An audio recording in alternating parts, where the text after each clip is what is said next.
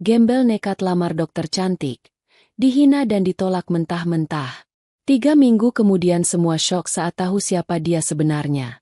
Namun sebelum cerita dimulai, kami sarankan untuk berkomentar dari daerah mana kalian menonton cerita ini, melakukan like dan subscribe, agar channel kisah populer bisa berkembang, dan bisa mempersembahkan cerita yang terbaik. Mari kita mulai ceritanya. Sore itu, matahari bersinar lembut di atas taman kota yang ramai. Anak-anak berlarian mengejar balon, pasangan duduk di bangku taman, dan pedagang asongan menjajakan dagangannya. Hiruk-pikuk kehidupan terasa damai, hingga satu pemandangan tak biasa mengundang perhatian semua mata. Seorang pria berpakaian lusuh, wajahnya berdebu dan rambutnya kusut, perlahan melangkah ke tengah keramaian. Langkahnya ragu, tapi matanya mantap tertuju pada satu sosok wanita elegan yang tengah duduk di dekat air mancur. Wanita itu, mengenakan jas putih yang rapi, adalah Dr. Amira, dokter muda yang dikenal cerdas, cantik, dan berasal dari keluarga terpandang. Orang-orang mulai berbisik saat pria itu mendekat. Seorang pengamen jalanan? Gelandangan? Penipu? Namun ia tidak menggubris. Sesampainya di depan Amira, pria itu perlahan berlutut, mengeluarkan kotak kecil usang dari sakunya, dan membuka isinya, sebuah cincin perak yang sudah agak kusam. Tangannya gemetar. Suaranya serak namun tulus saat berkata, "Amira, maukah kamu menikah denganku?" Sejenak, waktu seperti berhenti. Semua yang melihat terdiam, menunggu reaksi wanita itu. Namun hanya beberapa detik berselang, seseorang di kerumunan tertawa. Disusul oleh tawa yang lain. Beberapa mulai merekam, berharap bisa mengunggah video, lamaran paling konyol tahun ini. Amira terkejut. Wajahnya memucat karena malu. Ia cepat-cepat berdiri, menatap pria itu dengan pandangan jijik. "Kamu lihat dirimu," katanya dengan nada tajam. "Cermin pun jijik memantulimu." Pria itu menunduk. Hatinya seperti dirobek. "Kamu pikir ini lucu? Lamaran di depan umum? Dengan penampilanmu yang menyedihkan? Aku bahkan tidak tahu siapa kamu." Lanjut Amira. Suaranya semakin keras. Beberapa anak muda di sekitar ikut tertawa keras. Seorang ibu-ibu berbisik ke temannya. "Pasti orang ini stres, kelihatan dari bajunya." Namun pria itu, yang bahkan tak sempat menyebutkan namanya, tetap berdiri tenang. Matanya menatap Amira, bukan dengan marah, bukan pula kecewa. Tapi ada sesuatu yang dalam di balik tatapannya, kesedihan yang sudah terlalu akrab dengan hidup, dan kebanggaan yang belum sepenuhnya padam. Ia tersenyum tipis, tak berkata sepatah kata pun, lalu membalikkan badan dan melangkah perlahan pergi, melewati kerumunan yang masih sibuk mencibir. Setiap langkahnya diiringi sorakan seperti cambuk yang menghujam. "Cari kerja dulu, Mas.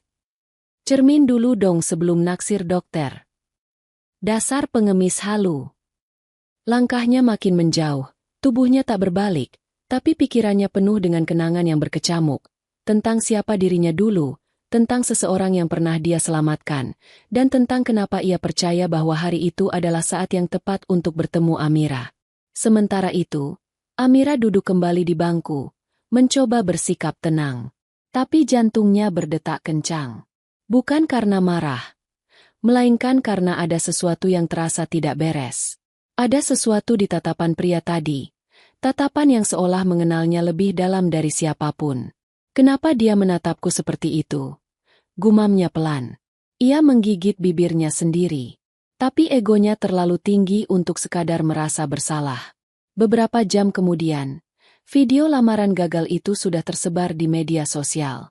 Judulnya, "Gelandangan nekat lamar dokter cantik di taman kota." Reaksi sang dokter bikin kaget. Komentar pun bermunculan. "Salut ama keberaniannya. Walau kasihan juga sih. Dokternya cantik tapi kok nyolot banget. Gue yakin tuh cowok bukan orang biasa." Dan di sebuah sudut kota, pria itu duduk di balik bangku kosong, memandang senja yang mulai memudar. Ia membuka dompet kulit tua yang lusuh. Di dalamnya, terselip foto lama. Seorang gadis muda dengan senyum manis mengenakan seragam SMA. Di belakangnya tertulis, "Untuk Raka."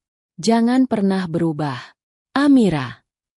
Pria itu menatap foto itu lama, lalu menutup dompetnya perlahan. Kau memang sudah berubah, Amira. Tapi aku belum selesai. Langit malam mulai menggelap ketika Dava melangkah pelan menyusuri gang sempit menuju kontrakan kumuh yang ia sebut rumah untuk sementara waktu. Bau got, suara televisi dari rumah tetangga, dan teriakan anak-anak yang belum disuruh mandi menjadi bagian dari dunia barunya. Dunia yang sengaja ia masuki, bukan karena terpaksa, tapi karena misi. Sesampainya di kamar kecil berukuran 3x3 meter, Dava menutup pintu kayu reot dengan hati-hati.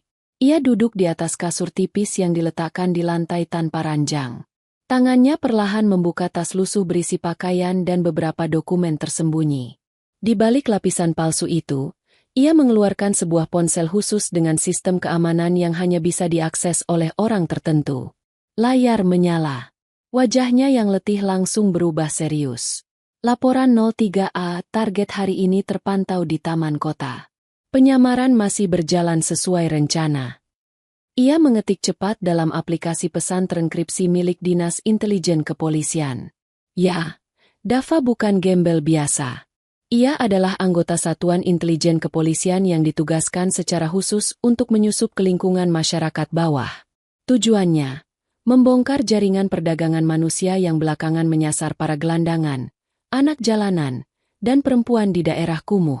Sindikat itu begitu licin, terorganisir, dan memiliki mata-mata di mana-mana. Jalan satu-satunya, menyamar total. Bahkan identitas aslinya dihapus sementara dari sistem publik. Namun di balik tugasnya, Dava menyimpan niat pribadi yang tak pernah ia sampaikan kepada siapapun, bahkan komandannya. Ia ingin menemukan seseorang. Seseorang yang bisa mencintainya tanpa tahu siapa dirinya. Tanpa tergoda jabatan, seragam, atau uang. Seseorang yang bisa melihat hati, bukan penampilan. Dan hari itu, Dava mencoba sesuatu yang nekat, melamar seorang wanita, Dr. Amira, bukan karena iseng, bukan untuk menguji misi, tapi karena hatinya diam-diam menyimpan rasa lama. Mereka pernah mengenal satu sama lain, saat SMA, sebelum hidup memisahkan arah. Sayangnya, yang ia temukan justru sebaliknya. Cinta yang dulu mungkin pernah tumbuh, kini terkubur oleh ego dan gengsi. Amira telah menjadi seseorang yang berbeda. Lebih dingin, lebih sombong, lebih memandang dunia dari balik gelar dan reputasi. Namun, Dava tidak marah. Ia justru semakin yakin. Kalau dia tak bisa menerima aku dalam keadaan seperti ini, maka dia juga tak pantas mendampingi aku saat aku kembali berdiri. Dava menutup ponselnya, lalu menatap cermin kecil di sudut kamar. Wajahnya lelah, penuh keringat dan debu jalanan. Tapi di balik mata itu, ada tekad yang membara. Tunggu saja, Amira. Dunia kecil ini belum selesai mempermainkan kita. Malam semakin larut. Lampu redup di kontrakan Dava berkelap-kelip, hampir padam. Di luar, suara jangkrik bersahut-sahutan, bersatu dengan deru motor tua yang melintas sesekali. Tapi bagi Dava, suara-suara itu tenggelam oleh gemuruh kenangan yang kembali menggedor pikirannya. Ia duduk di lantai, punggung bersandar di dinding, matanya menatap kosong ke langit-langit usang. Di tangannya, ia memegang sebuah liontin kecil berbentuk sayap, satu-satunya peninggalan dari masa lalu yang masih ia simpan dulu. Dava adalah kadet terbaik di Akademi Militer. Tegas, disiplin, cerdas, dan memiliki masa depan yang cerah. Namanya sering disebut sebagai calon perwira unggulan. Ia bahkan sudah bertunangan dengan seorang wanita cantik bernama Nadia, anak seorang jenderal. Tapi segalanya berubah drastis ketika adik perempuannya, Alia, ditemukan dalam kondisi mengenaskan, menjadi korban sindikat perdagangan manusia yang kejam. Tubuh Alia selamat, tapi jiwanya hancur. Tak ada satupun yang bisa menyentuh kasus itu secara serius. Bahkan laporan ke kepolisian pun berujung buntu. Saat itulah Dava memutuskan langkah besar. Keluar dari Akademi Militer. Ia ingin turun langsung ke jalanan, menyelami kegelapan dunia yang mencuri adiknya. Ia ingin mencari keadilan, dengan caranya sendiri. Namun keputusannya tidak diterima semua pihak. Nadia meninggalkannya dengan dingin, tanpa penjelasan panjang. Maaf, Dava. Hidupku tidak untuk orang gagal. Kamu buang masa depanmu, dan aku tidak bisa ikut terseret. Katanya sebelum pergi, mengembalikan cincin pertunangan tanpa ekspresi. Itu adalah titik balik. Dava kehilangan dua hal dalam waktu bersamaan, cinta dan masa depan. Tapi ia menemukan satu hal yang lebih penting, kebenaran. Sejak saat itu, ia mengubah jalur hidupnya. Ia mendaftar ke unit khusus yang menangani kejahatan berbahaya. Lewat proses panjang, penuh risiko dan pelatihan brutal, ia menjadi salah satu agen intelijen tersembunyi. Dunia tak lagi mengenalnya, dan ia pun menghapus jejaknya sendiri. Namun, trauma itu masih membekas. Ia tidak percaya lagi pada cinta yang melihat seragam, status, atau kekuasaan. Ia ingin tahu, apakah masih ada wanita di dunia ini yang mampu mencintai lelaki biasa, bahkan lelaki yang tanpa hina? Misi penyamarannya bukan hanya soal tugas negara. Itu juga menjadi ujian batin. Mampukah ia menemukan ketulusan di dunia yang penuh topeng? Pertemuan dengan Amira seolah menjadi pintu dari masa lalu. Dulu, mereka bersahabat semasa sekolah. Amira kecil berbeda dengan yang sekarang. Ceria, sederhana, penuh empati. Tapi wanita yang ia temui di taman kota, yang menghina dan mempermalukannya, seperti sosok yang asing. Apa dunia telah mengubahmu, Amira? Atau aku yang terlalu lama tenggelam dalam gelap? Gumam Dava sambil menatap liontin di tangannya. Ia mengepalkan tinjunya. Misi belum selesai. Bukan hanya demi negara, tapi juga demi hatinya sendiri. Dan mungkin, untuk kesempatan kedua dalam hidup. 3 minggu telah berlalu sejak kejadian di taman kota yang menghebohkan itu. Isu, gembel nekat melamar dokter cantik, perlahan tenggelam digantikan oleh tren-tren baru. Namun di balik layar, badai besar sedang disiapkan dengan sangat hati-hati. Dava tidak lagi hanya bersembunyi di ganggang sempit dan kontrakan kumuh. Dalam diam, ia telah menyusup ke pusat sindikat gelap yang selama ini tak tersentuh oleh hukum. Ia berpura-pura menjadi kurir barang ilegal, menjadi kuli angkut malam hari, bahkan menjadi penghubung antar titik distribusi perdagangan manusia. Semua demi mengumpulkan bukti dan lokasi pasti operasi mereka. Ia menyimpan data, merekam pembicaraan, memetakan jalur, dan membangun jaringan kecil dari orang-orang yang diam-diam mau membantu.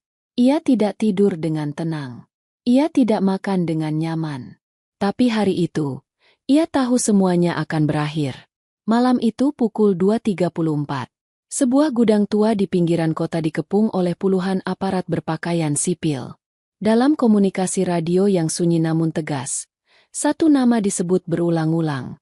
Komando dari agen 03A. Tunggu aba-aba. Target utama dalam posisi. Siap, Dava. 5 menit kemudian, perintah itu keluar. Serbu. Dengan cepat dan tanpa kompromi, operasi penangkapan berlangsung dalam hitungan menit. Tembakan peringatan, jeritan panik, dan bentakan aparat menggema di seantero gudang. Puluhan pelaku, termasuk otak utama jaringan, berhasil ditangkap tanpa perlawanan berarti. Dan saat semua mata kamera internal tertuju ke titik pusat, Dava berdiri di antara kerumunan tersangka, mengenakan rompi hitam dengan lambang intelijen. Wajahnya bersih, rambutnya rapi, tatapannya tajam. Bukan lagi pria kumuh yang dikeluarkan dari taman kota, tapi perwira muda yang memimpin salah satu operasi tersukses dalam sejarah kepolisian daerah itu. Keesokan paginya, berita itu mengguncang publik. Penyamaran berani. Polisi menyamar jadi gembel demi bongkar sindikat perdagangan manusia. Dava, agen muda intelijen yang jadi viral usai ditolak dokter cantik saat menyamar. Dulu diremehkan, kini jadi pahlawan nasional. Foto Dava berdiri di samping para tersangka, lengkap dengan identitas resmi, tersebar di seluruh kanal berita, televisi, dan sosial media. Banyak yang tak percaya, banyak pula yang langsung teringat. Dialah pria yang pernah dilamar di taman kota, yang ditertawakan, yang dihina. Komentar mulai berubah drastis. Ternyata bukan gembel. Dia lebih dari semua yang ngetawain dia. Bang Dava, hormat. Lo bukan cuma nyelamatin korban, tapi juga nyelamatin harga diri lo dengan cara luar biasa. Pantesan tatapan dia waktu itu beda. Ternyata bukan orang sembarangan. Dan di antara semua orang yang melihat siaran berita pagi itu, Amira terdiam di ruang istirahat kliniknya. Remote TV nyaris jatuh dari tangannya. Matanya membelalak. Wajahnya memucat. Dava? Suara itu nyaris tak terdengar. Tangannya gemetar. Kenangan lama mulai kembali. Kata-kata kasarnya. Tatapan pria itu. Senyumnya yang tidak marah. Dan kini semuanya berubah dalam sekejap. Dialah, gembel, yang ia hina. Dan ternyata pahlawan yang menyelamatkan banyak nyawa. Gedung balai kota malam itu terlihat megah. Penuh lampu dan dekorasi perayaan. Acara, penghargaan pahlawan masyarakat, digelar oleh pemerintah kota sebagai bentuk apresiasi kepada para tokoh yang berjasa menjaga keamanan dan kemanusiaan. Undangan terbatas. Tamu-tamu penting berdatangan dengan pakaian formal dan senyum penuh kebanggaan. Amira melangkah masuk dengan gaun biru elegan. Berusaha tetap tenang meski jantungnya berdetak lebih cepat dari biasanya. Ia diundang sebagai salah satu tamu kehormatan karena kiprahnya sebagai dokter yang aktif dalam program kesehatan masyarakat.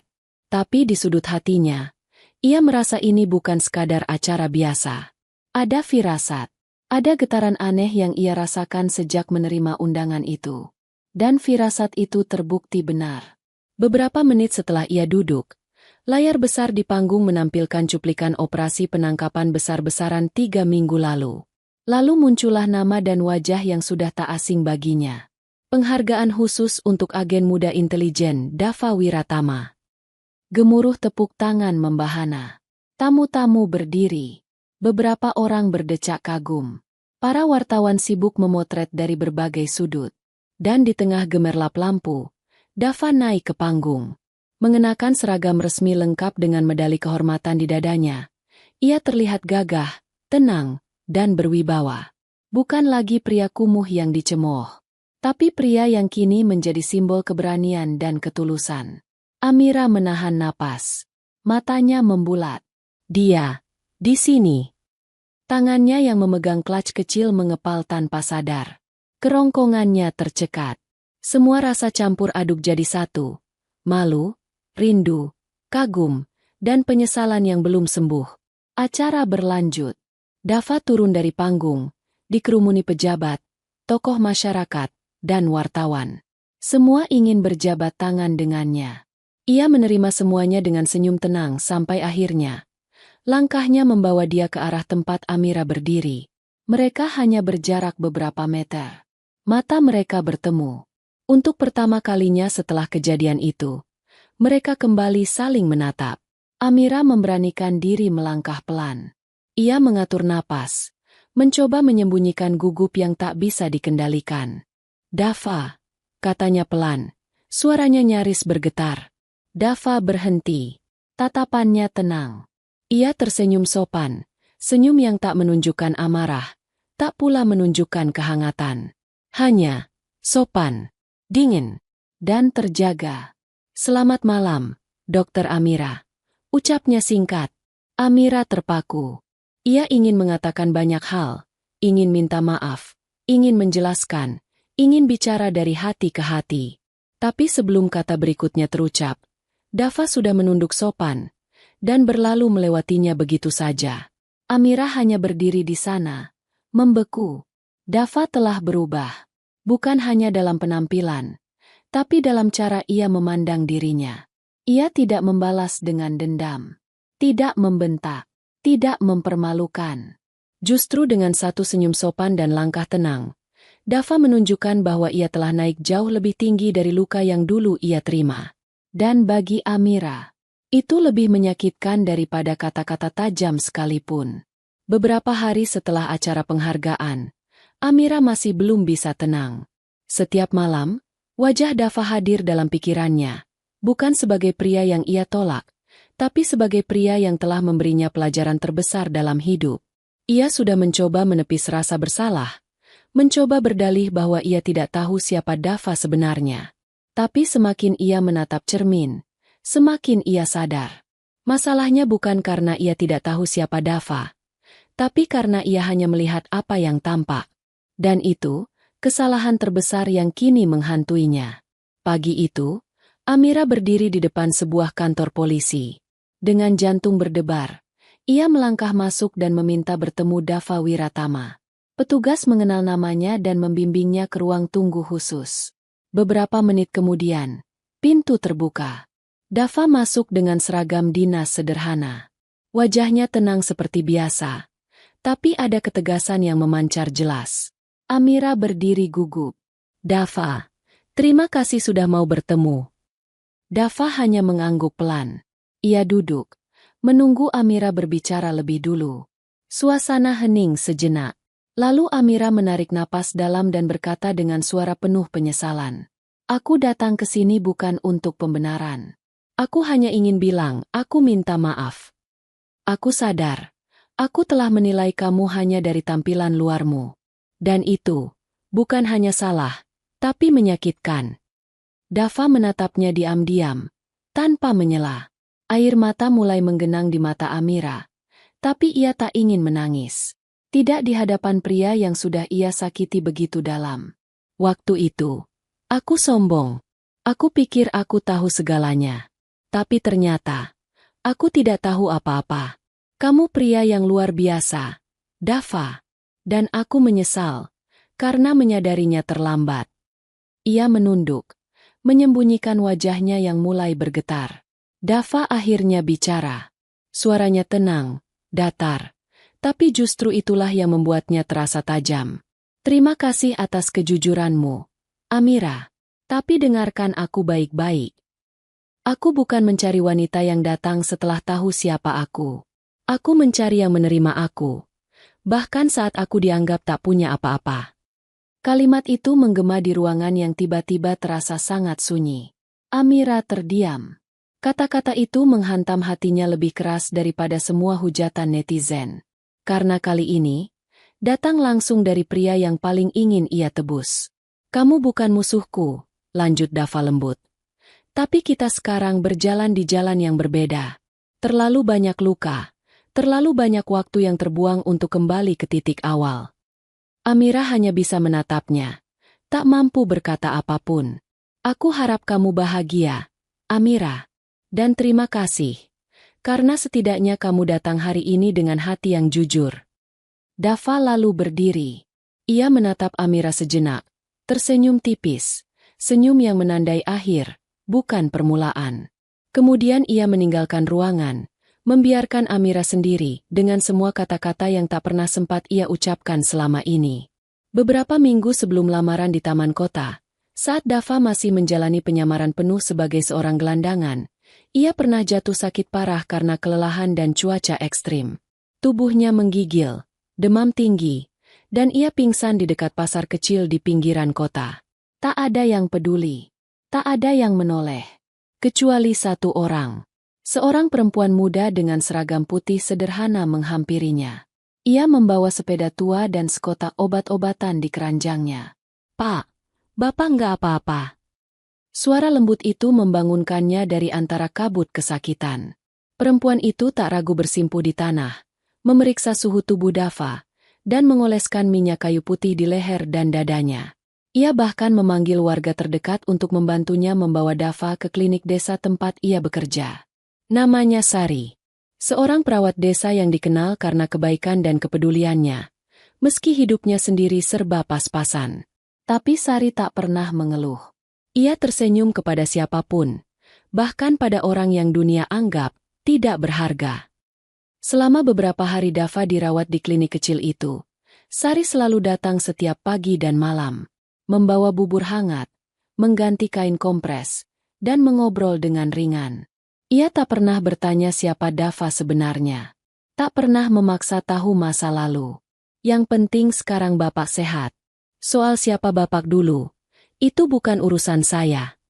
Dan itulah kalimat yang membekas kuat dalam hati Dava. Seseorang yang benar-benar tulus. Tak butuh latar belakang untuk peduli. Setelah pulih, Dava pamit meninggalkan klinik. Tapi sejak itu, ia tak pernah lupa nama Sari.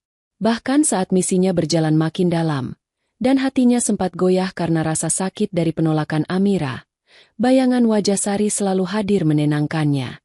Kini, setelah semua topeng terbuka dan namanya dikenal publik, Dava kembali diam-diam ke desa kecil itu. Ia tidak datang sebagai perwira polisi. Ia datang sebagai dirinya yang dulu, berbaju sederhana, bersepeda pelan, menyusuri jalan tanah yang ia kenal saat dalam penyamaran. Dan di depan klinik kecil yang masih sama, ia melihat Sari tengah menyiram bunga, tak menyadari kehadirannya. "Permisi, Bu Sari, masih ingat saya?" Sari menoleh, lalu tertawa kecil sambil menutupi mulutnya. "Wah, Bapak Pengembara, kita balik lagi. Tentu saja saya ingat. Mana mungkin lupa orang yang doyan bubur buatan saya." Dava tertawa, tapi jauh di dalam hatinya, ada sesuatu yang menghangat. Bukan karena sambutan itu saja, tapi karena Sari menyambutnya sama seperti dulu. Bukan sebagai pahlawan, bukan sebagai polisi, tapi sebagai manusia biasa. Malam itu, aula balai kota dipenuhi cahaya lampu gantung yang megah. Acara, penghargaan pejuang kemanusiaan, diadakan untuk memberi apresiasi pada para tokoh yang berjasa bagi masyarakat, termasuk Dava, yang telah menyamar dan menggagalkan sindikat perdagangan manusia di kota itu. Tamu-tamu penting berdatangan. Dokter, pejabat, tokoh masyarakat, hingga para relawan dari berbagai daerah hadir dengan pakaian terbaik mereka. Di antara mereka, hadir juga Amira, undangan tetap sebagai perwakilan dunia medis. Ia berdiri di dekat pintu, mengenakan gaun anggun, dengan senyum tipis yang tak sepenuhnya tenang. Ada satu alasan ia datang, untuk melihat Dava. Bukan sebagai balasan, tapi sebagai bentuk keberanian, menerima kenyataan yang tak bisa ia ubah. Ketika nama Dava disebut sebagai salah satu penerima penghargaan malam itu, semua mata tertuju ke arah panggung. Dan di sanalah ia muncul, dengan jas formal sederhana, berdiri tegap menggandeng seorang wanita berhijab sederhana dengan senyum yang begitu lembut. "Sari."